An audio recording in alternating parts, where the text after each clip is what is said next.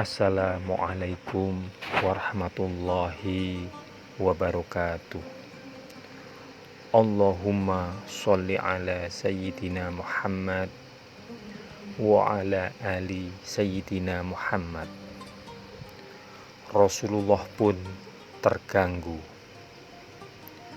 Rasulullah Shallallahu Alaihi Wasallam bersabda, "Wahai kaum muslimin, siapa yang akan membelaku dari laki-laki yang telah menyakiti keluargaku dengan menyebarkan berita bohong? Demi Allah, aku tidak mengetahui dari keluargaku kecuali yang baik. Sesungguhnya mereka orang-orang yang menyebarkan berita bohong itu telah menyebut nama seorang laki-laki, Sofwan, yang aku tidak mengenal, yaitu kecuali sebagai orang yang baik." Berita bohong tersebut telah menyakiti hati Rasulullah Shallallahu Alaihi Wasallam dan keluarganya.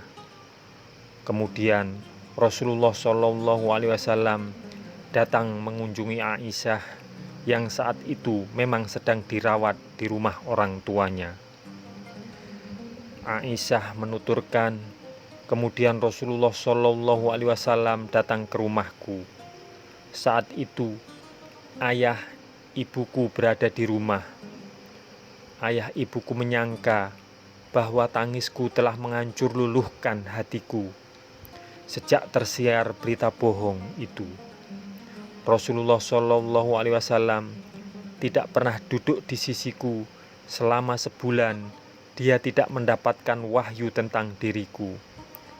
Ketika duduk, Rasulullah Shallallahu Alaihi Wasallam membaca puji syukur kehadirat Allah Subhanahu Wa Taala, lalu bersabda, "Ya Aisyah, aku telah mendengar mengenai apa yang dibicarakan orang tentang dirimu.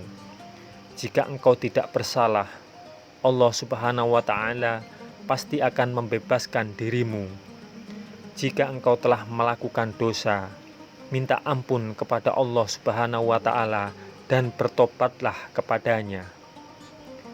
Selesai Rasulullah Shallallahu Alaihi Wasallam mengucapkan itu, tanpa kurasakan air mataku bertambah bercucuran. Kemudian aku katakan kepada ayahku, "Ayah, berilah jawaban kepada Rasulullah Shallallahu Alaihi Wasallam mengenai diriku." Ayahku menjawab, "Demi Allah, aku tidak tahu bagaimana harus menjawab." Aku katakan pula kepada ibuku, "Ibuku, berilah jawaban mengenai diriku." Dia pun menjawab, "Demi Allah, aku tidak tahu bagaimana harus menjawab." Lalu aku berkata, "Demi Allah, sesungguhnya kalian telah mendengarkan itu, sehingga kalian telah membenarkannya. Jika aku katakan kepada kalian bahwa aku tidak bersalah, Allah Maha mengetahui bahwa aku tidak bersalah. Pasti kalian akan membenarkan aku. Demi Allah, aku tidak menemukan perumpamaan untuk diriku dan kalian, kecuali sebagaimana yang dikatakan oleh Nabi Yusuf alaihissalam, sebaiknya aku bersabar kepada Allah sajalah. Aku mohon pertolongan atas apa yang kalian lukiskan." Air mata Abu Bakar pun berlinang ketika putrinya difitnah. Dia berkata, "Demi Allah, belum pernah disebut-sebut ada persoalan semacam ini pada masa jahiliyah. Padahal ketika itu orang tidak menyembah Allah. Tetapi sekarang pada masa memancarkan sinar kemuliaan Islam, orang-orang mengabarkan berita bohong seperti ini kepada keluarga kita." Setelah Aisyah berbaring di atas tempat tidur, ia dalam keadaan lemah. Saat itu, mendadak Rasulullah Shallallahu Alaihi Wasallam juga terkulai lemah karena Allah Subhanahu Wa Taala sedang menurunkan firman-Nya. Keringat beliau bercucuran karena beratnya wahyu yang diturunkan.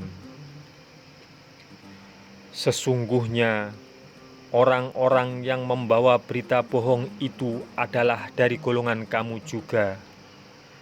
Janganlah kamu kira bahwa berita bohong itu buruk bagi kamu, bahkan ia adalah baik bagi kamu. Tiap-tiap seorang dari mereka mendapat balasan dari dosa yang dikerjakannya. Dan siapa di antara mereka yang mengambil bahagian yang terbesar dalam penyiaran berita bohong itu, baginya azab yang besar. Mengapa di waktu kamu mendengar berita bohong itu, orang-orang mukminin dan mukminat tidak bersangka baik terhadap diri mereka sendiri? Dan mengapa tidak berkata, ini adalah suatu berita bohong yang nyata? Mengapa mereka yang menuduh itu tidak mendatangkan 4 orang saksi atas berita bohong itu?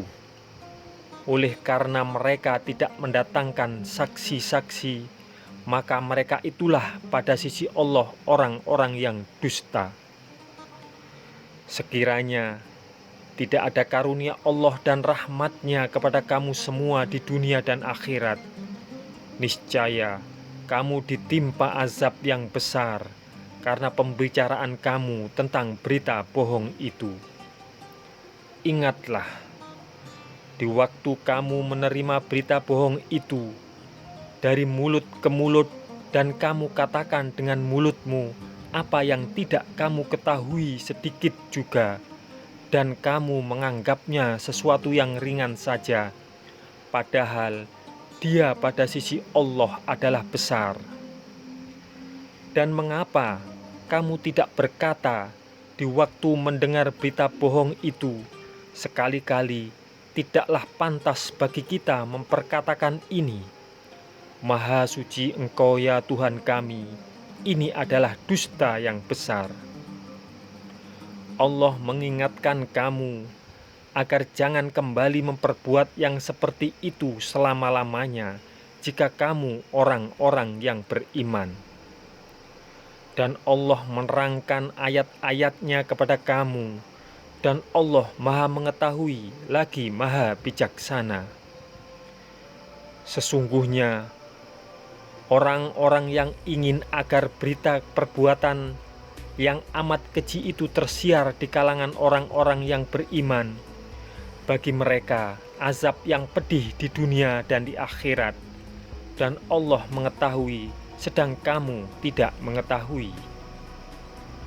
Dan sekiranya tidak karena kurnia Allah dan rahmat-Nya kepada kamu semua, dan Allah Maha Penyantun dan Maha Penyayang, niscaya kamu akan ditimpa azab yang besar. Hai orang-orang yang beriman, janganlah kamu mengikuti langkah-langkah syaitan. Barang siapa yang mengikuti langkah-langkah syaitan, maka sesungguhnya syaitan itu menyuruh mengerjakan perbuatan yang keji dan yang mungkar. Sekiranya tidak karena kurnia Allah dan rahmat-Nya kepada kamu sekalian, niscaya tidak seorang pun dari kamu bersih dari perbuatan-perbuatan keji dan mungkar itu selama-lamanya. Tetapi Allah membersihkan siapa yang dikehendakinya, dan Allah Maha mendengar lagi Maha mengetahui. Surah An-Nur. Setelah menerima wahyu, Rasulullah Shallallahu Alaihi Wasallam memandang Aisyah dengan tersenyum sambil bersabda, "Bergembiralah ya Aisyah, sesungguhnya Allah telah membebaskan kamu." Semoga kisah ini bermanfaat untuk kita semua. Wassalamualaikum warahmatullahi wabarakatuh. Mudah-mudahan kelak kita akan mendapatkan syafaat dari Nabi besar Muhammad Sallallahu Alaihi Wasallam. Amin, amin, amin ya Rabbal Alamin.